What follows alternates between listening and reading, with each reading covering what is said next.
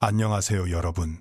오늘 밤 우리는 금빛으로 반짝이던 조선의 궁궐 안으로 천천히 걸어 들어가 보려 합니다. 달빛이 기와 위에 내려앉고 붉은 기둥 사이로 바람이 스치면 겉으로 보기엔 그저 평온하고 장엄한 풍경입니다. 하지만 그 안쪽, 사람들이 쉽게 보지 못한 그림자 속에는 전혀 다른 세계가 있었습니다. 만약 당신이 그 시대에 태어나 8살에서 12살 사이의 소녀였다면 지금 이 자리에 앉아 이 이야기를 듣고 있지 못할 수도 있습니다. 당신은 살아남지 못할 수도 있습니다. 그러니 편안한 자세를 취하기 전에 잠시 시간을 내어 좋아요와 구독을 눌러주세요. 단, 제가 하는 이야기가 정말 마음에 드실 때만요. 그리고 지금 이 영상을 듣고 계신 여러분의 위치와 현지 시간을 댓글로 남겨주세요. 서울의 새벽이든, 지방의 늦은 밤이든, 혹은 해외의 이른 아침이든요. 자, 이제 불을 끄고 은은한 백색 소음이 들리도록 선풍기를 켜셔도 좋습니다. 그럼 오늘 밤의 여정을 함께 시작해보죠. 조선시대 궁궐을 떠올리면 흔히 이런 이미지가 먼저 떠오릅니다. 찬란한 금빛 지붕, 가지런히 늘어선 붉은 기둥, 그리고 고운 옷차림으로 조용히 걸어다니는 궁녀들의 모습 말이죠. 역사 드라마나 교과서 속 그림은 늘 단정하고 질서정연합니다. 하지만 저는 그 장면을 볼 때마다 묘한 위화감을 느낍니다. 저 많은 여인들은 과연 어떤 마음으로 그 자리에 서 있었을까라는 질문 때문입니다. 겉보기엔 화려했지만 궁녀들의 삶은 거대한 감옥과 다르지 않았습니다. 조선 500년 역사 동안 궁궐에 들어온 궁녀의 수는 수만 명에 달했습니다. 이름조차 기록되지 않은 이들이 대부분이었죠. 그들은 왕실을 섬긴다는 이유로 인간으로서 가장 기본적인 선택권을 박탈당했습니다. 사랑은 물론이고 마음을 기대어 쉴 작은 틈조차 허락되지 않았습니다. 노년의 지혜를 빌리자면 사람은 젊을 때보다 늙어서 더 많은 것을 잃는 게 아니라 젊을 때 잃어버린 것의 무게를 나중에야 깨닫는다고 합니다. 궁녀들의 삶이 딱 그랬습니다. 궁녀가 되는 순간 그들의 시간은 멈췄습니다. 궁 밖의 세상은 더 이상 그들의 것이 아니었고 가족은 점점 기억 속으로만 남았습니다. 궁중 기록을 살펴보면 궁녀들의 일상은 끝없는 반복이었습니다. 새벽에 일어나 밤늦게까지 일하고 작은 실수 하나에도 가혹한 처벌을 받았습니다. 태형, 곤장, 유배, 심지어 사형까지. 이쯤 되면 궁궐은 안전하다라는 말에 살짝 웃음이 나옵니다. 요즘 회사 야근도 힘들다 하지만 최소한 곤장을 맞지는 않으니까요. 이건 가벼운 농담이지만 그만큼 당시의 현실은 무거웠습니다. 가장 잔인했던 건 금지의 연속이었습니다. 궁 밖 출입은 철저히 제한됐고 가족을 만나는 일도 극히 드물었습니다. 그리고 무엇보다 연애와 결혼은 철저히 금지됐습니다. 경국대전에는 궁녀가 남자와 관계를 맺을 경우 사형에 처한다는 조항까지 명시돼 있었습니다. 학문적으로 논쟁이 되는 지점도 바로 여기입니다. 과연 이런 극단적인 규율이 국가 질서를 유지하는 데 필수였을까요? 아니면 단지 권력을 유지하기 위한 과잉 통제였을까요? 많은 역사학자들은 후자에 더 무게를 둡니다.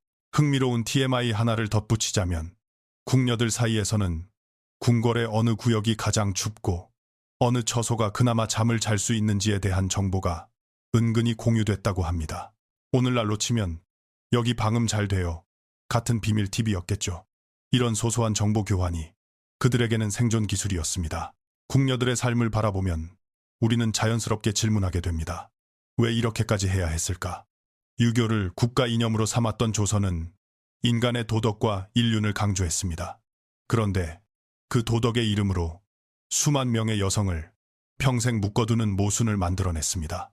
어떤 학자들은 이를 두고 조선 사회의 구조적 폭력이라고 표현합니다.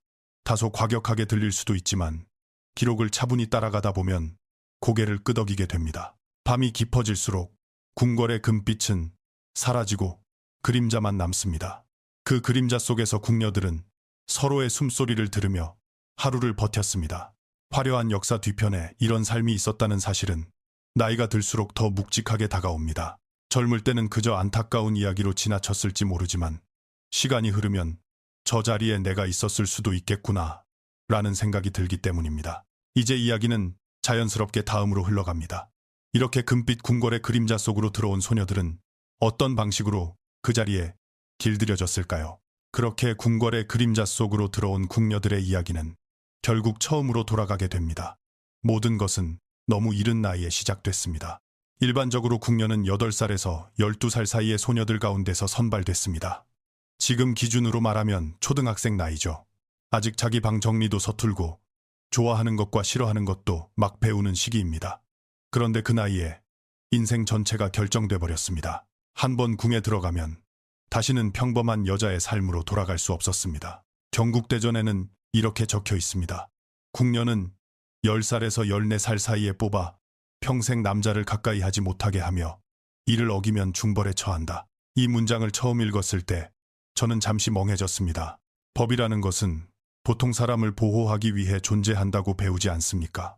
그런데 이 법은 어린아이에게서 미래를 통째로 빼앗는 데 쓰였습니다. 학문적으로도 논쟁적인 부분인데 일부 연구자들은 이를 국가 운영을 위한 불가피한 선택으로 해석하려 합니다. 하지만 다른 학자들은 분명히 말합니다. 이것은 제도가 아니라 폭력이었다고요. 왜 하필 이 나이였을까요? 역사학자들의 분석은 냉정합니다. 여자로서의 감정이 본격적으로 싹트기 전에 궁으로 데려와 그 감정 자체를 죄로 인식하게 만들기 위함이었다는 것이죠.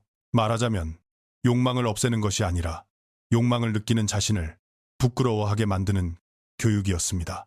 노년의 지혜 하나를 떠올려보면 사람은 금지당한 것을 더 오래 기억한다고 합니다. 궁녀들에게 그 금지는 평생 따라다니는 그림자였습니다. 궁녀 선발령이 내려지면 해당 지역의 양반가와 중인가를 중심으로 조사가 이루어졌습니다. 외모가 단정하고 건강한 소녀들이 우선 대상이었죠. 이 과정은 마치 물건을 고르는 것처럼 냉정했습니다. 기록을 보면 궁녀 선발을 피하기 위해 부모들이 얼마나 처절한 선택을 했는지도 나옵니다. 어린 나이에 급히 혼인을 시키거나 심지어 딸의 얼굴에 일부러 상처를 내는 경우도 있었습니다. 듣기엔 충격적이지만 부모 입장에서는 그게 유일한 탈출구였던 셈입니다.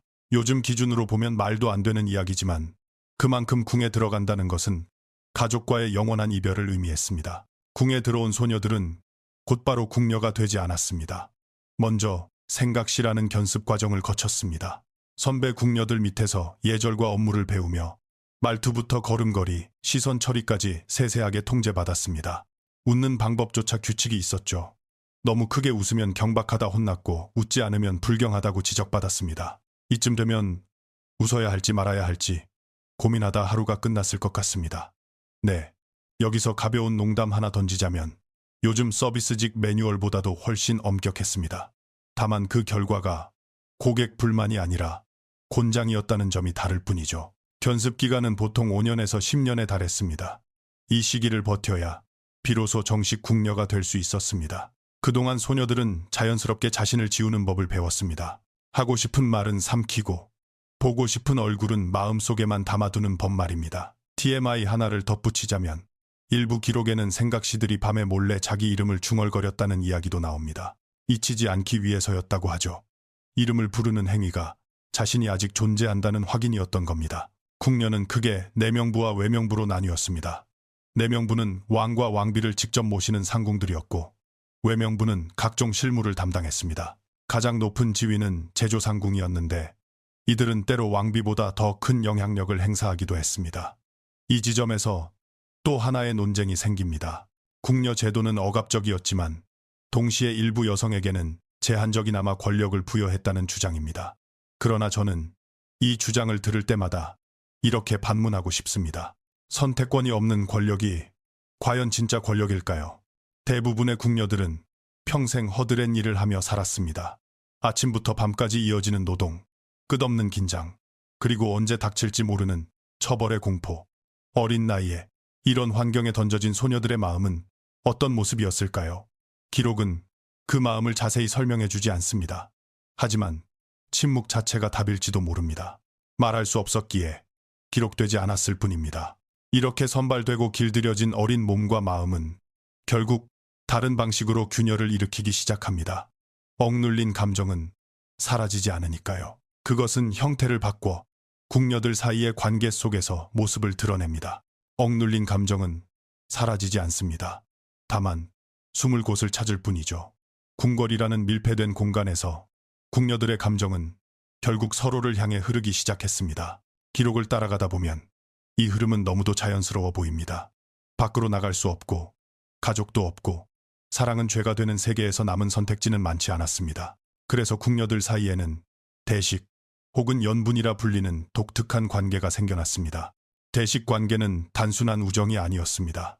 나이가 많은 궁녀와 젊은 궁녀가 마치 부부처럼 함께 생활하며 서로를 의지하는 관계였죠. 연려실 기술이나 조선 후기 실학자들의 기록을 종합해보면 이 관계는 감정적 의존을 넘어 생활 전반을 공유하는 형태였습니다. 함께 한 방을 쓰고 음식을 나누고 아플 때는 간호까지 했습니다.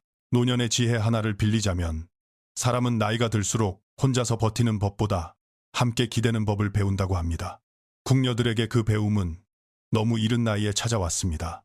흥미로운 TMI 하나를 덧붙이자면 대식 관계에는 일종의 역할 분담이 있었다고 합니다. 나이가 많은 쪽이 도련님 역할을, 젊은 쪽이 낭자 역할을 맡았다는 기록이 남아 있습니다. 지금 기준으로 보면 다소 낯설고 어색한 설정이지만 당시 궁녀들에게는 감정을 표현할 수 있는 거의 유일한 틀이었습니다. 이들은 손을 잡고 잠들었고 서로의 머리를 빗겨주며 하루를 마무리했습니다. 완전한 부부 관계는 아니었지만 그 행위 자체가 중요한 건 아니었습니다. 중요한 건 나는 혼자가 아니다 라는 감각이었죠. 물론 이런 관계는 공식적으로 금지돼 있었습니다. 실학자 이덕무는 이를 두고 궁중의 병폐라고 비판했습니다. 하지만 동시에 그는 이런 말도 남깁니다. 그들에게 다른 선택지가 있었겠는가? 이 문장은 학문적으로도 자주 인용됩니다. 대식 관계를 일탈로 볼 것인가? 아니면 제도가 만들어낸 필연적 결과로 볼 것인가? 저는 후자 쪽에 마음이 기웁니다. 금지된 환경에서 태어난 감정까지 죄로 규정하는 것은 너무 가혹하지 않을까요? 대식 관계가 항상 평온했던 것은 아닙니다. 기록에는 질투와 갈등도 등장합니다. 한 궁녀가 자신의 대식이 다른 궁녀와 가까워지자 극단적인 행동을 했다는 이야기도 전해집니다. 마치 현대의 연애 상담 게시판을 보는 듯한 장면이죠. 다만 그 결과는 훨씬 무거웠습니다. 들키면 처벌이었고 관계가 깨지면 정서적 붕괴였습니다. 이쯤에서 가벼운 농담 하나를 하자면 삼각관계의 위험성은 시대를 초월하는 것 같습니다. 다만 조선 궁궐에서는 이별 후 술 대신 곤장이 기다리고 있었겠죠. 대식 관계와 더불어 궁녀들 사이에서는 또 다른 방식의 위로도 존재했습니다. 기록에는 궁녀들이 혼자 있을 때 스스로를 위로하는 행위에 대한 언급이 나옵니다. 당시 용어로는 자동이라 불렸습니다.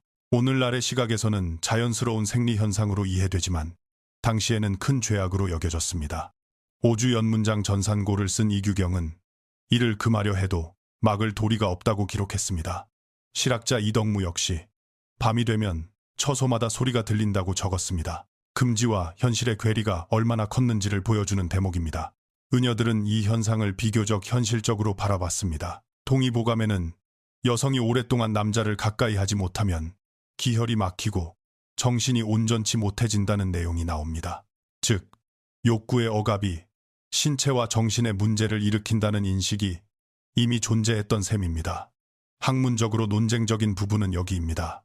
국가가 개인의 생리적, 정서적 욕구를 어디까지 통제할 수 있는가 하는 질문이죠. 조선은 분명 그 선을 넘었습니다.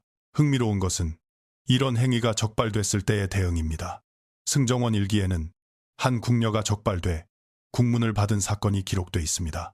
그런데 숙종은 이를 두고 불쌍한 일이라 표현하며 비교적 가벼운 처벌만 내렸습니다.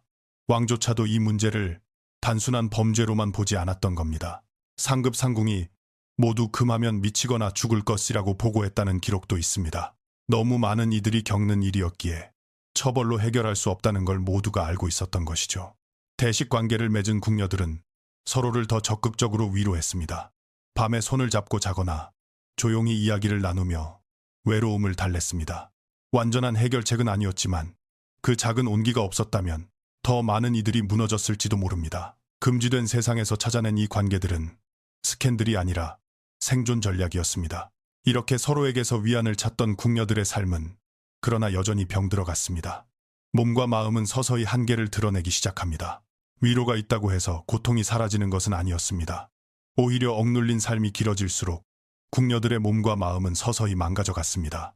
궁중 의녀들의 기록을 종합해보면 궁녀들 사이에서 특정한 증상들이 반복적으로 등장합니다. 불면, 이유 없는 열감, 하복부의 답답함, 가슴이 조여오는 듯한 통증.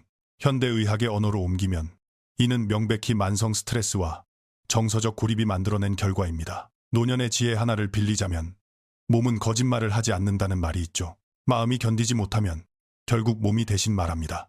조선 후기에 백과사전격 저술인 오주연문장 전산고에는 이런 관찰이 나옵니다.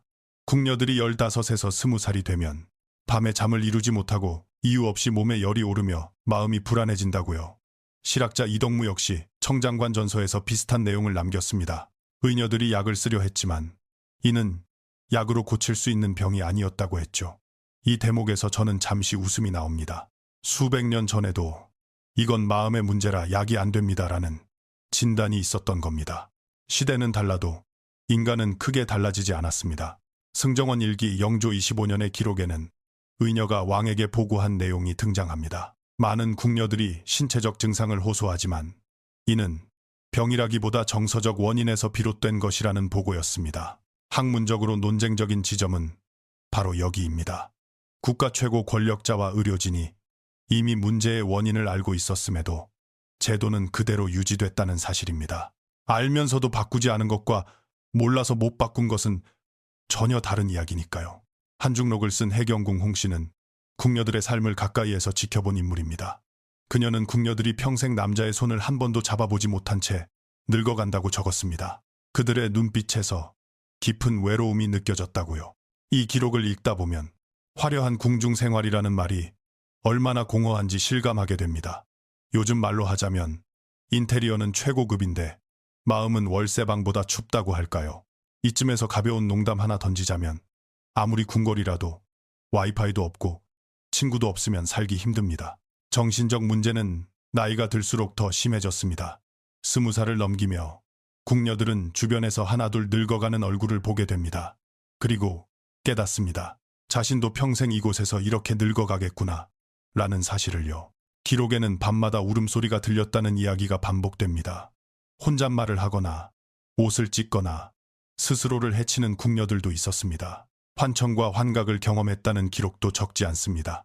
오늘날 기준으로 보면 심각한 정신질환의 징후지만 당시에는 그저 궁중의 이상한 일 정도로 처리됐습니다. 가장 비극적인 선택은 자살이었습니다. 조선 후기 행정기록인 만기요람에는 충격적인 통계가 나옵니다.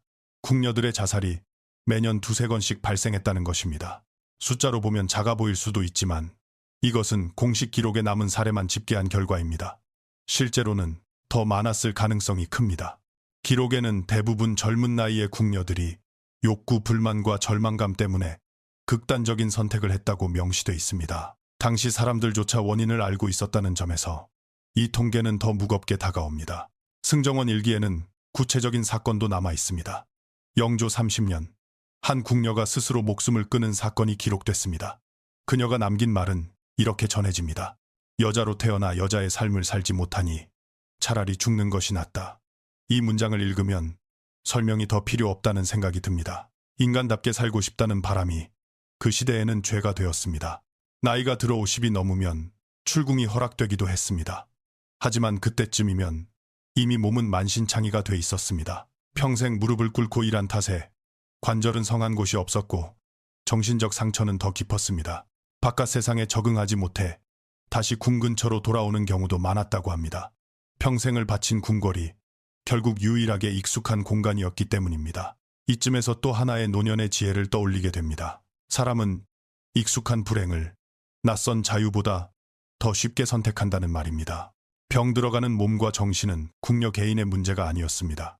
그것은 제도가 만들어낸 집단적 결과였습니다. 그리고 이 문제를 인식한 사람들은 조선 후기로 갈수록 점점 늘어나기 시작합니다. 조선 후기로 갈수록 궁녀 제도를 바라보는 시선은 조금씩 달라지기 시작했습니다. 여전히 제도는 유지되고 있었지만 그것이 얼마나 비인간적인지 깨닫는 목소리들이 서서히 기록 속에 남기 시작한 것입니다. 특히 실학자들은 궁녀들의 삶을 더 이상 개인의 일탈이나 도덕적 실패로 보지 않았습니다. 그들은 문제의 원인을 개인이 아니라 구조에서 찾았습니다. 노년의 지혜 하나를 빌리자면 나이가 들수록 사람은 누가 잘못했는가 보다 왜 그렇게 될 수밖에 없었는가를 묻게 됩니다. 실학자들의 시선도 바로 그 지점에 닿아 있었습니다. 정약용은 궁녀 제도를 두고 인간의 본성을 거스르는 제도라고 비판했습니다. 여자는 사람인데 어찌 평생 사랑할 권리를 빼앗을 수 있느냐는 그의 말은 지금 들어도 전혀 낡지 않습니다. 이익 역시 성호사설에서 어린 나이에 여성을 가두어 평생 독신으로 살게 하는 것은 참으로 잔인한 일이라고 적었습니다. 더 중요한 것은 그 다음 문장입니다. 궁녀들이 금지된 행위를 하는 것도 모두 제도의 잘못이니 그들에게만 죄를 물을 수 없다고 했죠. 학문적으로 논쟁적인 문장이지만 동시에 매우 용기 있는 선언이었습니다. 책임의 방향을 완전히 뒤집은 말이었기 때문입니다. 이 대목에서 한 가지 TMI를 덧붙이자면 실학자들 중 일부는 실제로 궁중제도 개혁안을 상소문 형태로 정리하기도 했습니다. 물론 대부분 채택되지는 않았습니다. 제도는 늘 개인의 양심보다 오래 버티니까요. 이쯤에서 가벼운 농담 하나를 하자면 조직이 바뀌는 속도는 늘 사람의 깨달음보다 한참 느린 법입니다. 조선도 예외는 아니었습니다. 유교를 국가 이념으로 삼았던 조선은 인륜과 도덕, 특히 가족과 후손의 중요성을 강조했습니다. 자손이 없는 것은 가장 큰 불효라고까지 말했죠.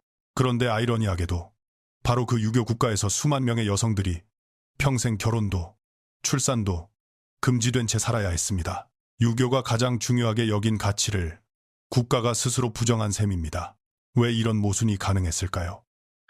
많은 연구자들은 궁녀제도가 단순한 노동 시스템이 아니라 왕권과 궁중 정치를 통제하기 위한 장치였다고 설명합니다. 상궁들은 왕의 의사를 전달하고 후궁들을 관리하며 때로는 왕세자 교육에까지 관여했습니다. 이들은 신하들을 견제하는 역할도 맡았습니다. 다시 말해 궁녀들은 정치적으로 매우 유용한 존재였습니다. 그렇기에 그들의 개인적 삶과 고통은 쉽게 무시될 수 있었습니다. 제도가 유지되는 한 개인의 희생은 어쩔 수 없는 것으로 처리됐습니다. 학문적으로 보면 이는 전형적인 국가 중심적 사고의 사례입니다. 개인의 행복보다 체제의 안정이 우선되는 구조 말입니다. 이렇게 보면 궁녀들은 단순히 불행한 개인이 아니라 유교적 이상과 정치적 현실 사이에서 희생된 존재들이었습니다. 겉으로는 도덕과 예법을 말하면서 실제로는 수만 명의 여성에게 가장 기본적인 인간의 권리를 허락하지 않았던 사회. 그 모순의 무게는 생각보다 큽니다. 그리고 그 무게는 오늘날 우리에게도 질문을 던집니다. 우리는 지금 어떤 제도를 당연하게 받아들이고 있는가? 그리고 그 제도는 누군가의 삶을 조용히 짓누르고 있지는 않은가 하는 질문 말입니다. 이제 이야기는 천천히 속도를 늦춥니다. 화려한 기록의 끝자락이 아니라 사람의 숨결이 남아있는 지점으로 내려옵니다. 이름조차 남지 않은 궁녀들, 밤마다 울음을 삼키며 서로의 손을 잡았던 여인들, 그리고 끝내 자유를 맛보지 못한 채 생을 마감한 수많은 얼굴들. 그들의 삶은 스캔들도 가십도 아닙니다. 그것은 극도로 억압된 환경 속에서도 인간성을 놓지 않으려 했던 몸부림이었습니다. 조금 숨을 고르겠습니다. 이제 우리는 이야기를 마무리할 시간입니다. 궁녀들의 삶을 따라오다 보면 마음이 무거워지는 것이 자연스럽습니다. 그래서 여기서는 말을 느리게, 문장을 길게 느리겠습니다. 금빛 궁궐은 사라지고 어둠 속에 남은 것은 사람의 숨결뿐입니다. 그 숨결은 아주 약하지만 분명히 존재했습니다. 사랑하고 싶었고, 연결되고 싶었고, 인간답게 살고 싶었던 마음 말입니다. 역사는 늘 승자의 기록으로 남습니다. 하지만 오늘 우리가 들여다본 것은 기록의 가장자리에 밀려난 목소리들입니다. 그 목소리는 크지 않았고 세상을 바꾸지도 못했습니다. 그렇지만 분명히 말하고 있었습니다. 인간의 감정과 욕구를 억압하는 제도는 아무리 그럴듯한 명분을 가져도 결국 사람을 병들게 만든다고요. 지금 이 밤 우리는 자유롭게 숨쉬고 자유롭게 사랑하고 자유롭게 감정을 표현할 수 있습니다. 그것은 너무 당연해서 잊고 살기 쉽지만 사실은 수많은 희생 위에 놓인 권리입니다. 궁녀들의 이야기는 500년 전에 끝난 과거가 아닙니다. 오늘날에도 세계 곳곳에는 여전히 다양한 형태의 궁궐과 금지가 존재합니다. 보이지 않을 뿐이죠. 이제 화면을 천천히 어둡게 하고 생각도 서서히 흐릿하게 하셔도 좋겠습니다. 궁녀들의 이야기가 마음 한켠에 남아있다가 언젠가 우리가 자유를 당연하게 여길 때 조용히 떠오르길 바랍니다. 그 기억이 같은 실수를 반복하지 않게 하는 작은 등불이 되기를 바라면서요. 오늘 밤 함께 해주셔서 고맙습니다.